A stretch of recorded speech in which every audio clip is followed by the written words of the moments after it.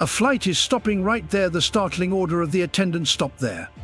The pre-flight conversation was silenced by Nancy's voice, which pierced the cabin like a whip.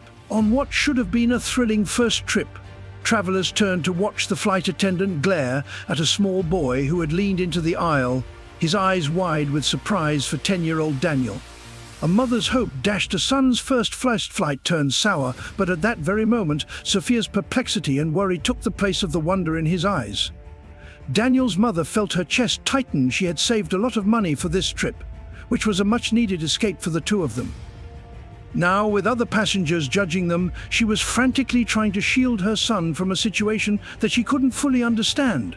Milestone was rapidly devolving into something far more sinister. It wasn't merely about following the rules or protocol. There was something in Nye's tone that a keen edge beyond her responsibilities as a first-class sea bias in the air when prejudice and power collide. As Nancy turned on her heel and muttered to herself. Airline CEO James Reed watched the event unfold with increasing uneasiness, since he had witnessed similar incidents in the past where power and bias collided, humiliating ordinary people. Everyone on board would be affected by James's decision. How could one decision set off a series of events that would upend lives, reveal hidden truths, and demand accountability at every level? Follow real-life stories to find out what transpired next on that unforgettable journey. As Nancy hurried back to the galley, her thoughts racing, her stiff stance displaying no doubt. "How dare they question my authority?" she said to herself as she repositioned the drink cart with greater force than essential. But the sight of Daniel's shocked face in Sophia's silent, protective posture drew her attention to something deeper that she wasn't prepared to confront. Meanwhile, in the first words that matter, maintaining respect in the galley-class cabin, James Reed put his iPad down and furrowed his brow as he relived what he had just seen. He had worked for years to instill a culture of respect in the airline, but incidents like these caused him to wonder how much of that message had stuck. In sharp contrast to the stress Nancy left behind when James confronted her in the galley, he calmly and authoritatively strode down the aisle after adjusting his tie. "With all due respect, sir, I was only doing my job." When she became defensive, she clenched her clipboard and her knuckles whitening, but James's unwavering gaze didn't. "Give up your work." Although his tone and actions were not a threat to anyone's safety, he stated that his stern yet even voice was not only enforcing the laws but also treating each passenger with dignity. Nanny's jaw tensed, but she was unable to come up with a counter-argument. She was unable to leave the main cabin because the truth of what he had spoken hung in the air like a weight. Sophia leaned down and whispered kindness to Daniel. Rekindled, a flight attendant gives hope words of comfort, but her thoughts are racing and every look from other travelers feels like a condemnation. Even though every quiet moment served as a reminder of her fragility, she maintained her calm for Daniel's benefit. He was softly drawing clouds in his notepad while stroking his hair, a tiny act of rebellion against the humiliation, against the tension that echoed through the cabin, with some whispering in low voices and others stealing looks toward the galley, and it gave her power. Knowing that this wasn't a one-time incident, James discreetly sent a message to his ground crew in first class asking for a thorough evaluation of Nenny's behavior. Accountability takes off a serious choice by a captain. As the aircraft reached cruising altitude, another flight attendant discussed the patterns and ideals that define the airline. For the first time since the confrontation, Sophia felt a glimmer of relief as Rachel walked up to her with a warm smile and asked, "Is there anything I can get you or your son?" Crouching down to Daniel's level, Sophia said, "We're fine, thank you." But her voice carried the weariness of someone who had been holding everything together for too long. When Rachel praised Daniel's drawing, his wide eyes brightened. "That's a wonderful aircraft. Have you considered becoming a pilot in the future?"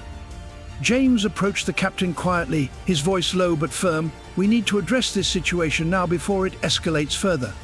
The captain nodded, his expression solemn. And a few minutes later, Nancy was called to the galley near the cockpit after Rachel asked, her kindness radiating in a way that eased the tension in the cabin. Nancy stumbled as she got closer to Captain James, who was standing close by with his arms folded.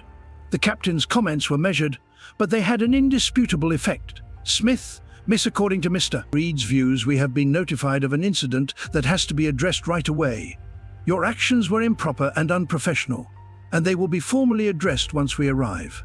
Nanny attempted to defend herself, but James interrupted.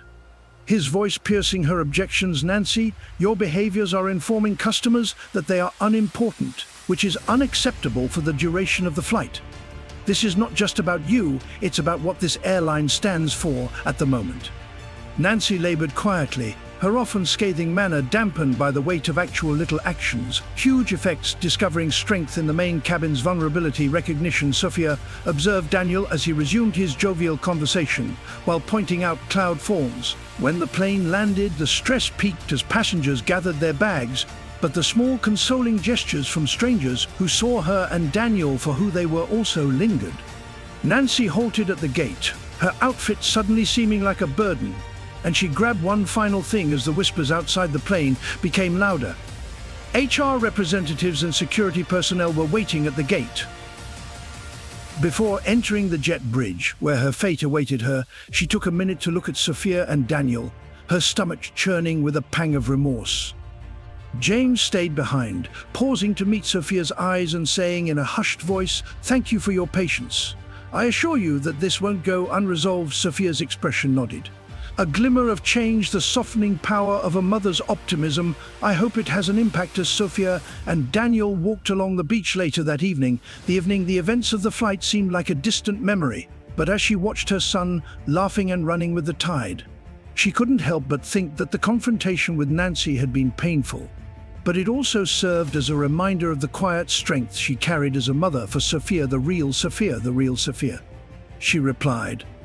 And as she and Daniel entered the terminal, she felt a small tentative hope that change might still be possible. The triumph was not in observing Yenny's responsibility, but rather in demonstrating to Daniel that compassion and decency could flourish despite trying circumstances at the airline. With a mixture of relief and resolve, James assessed his team's work, noting that the ripple effects of Flight 287 had brought about significant improvements.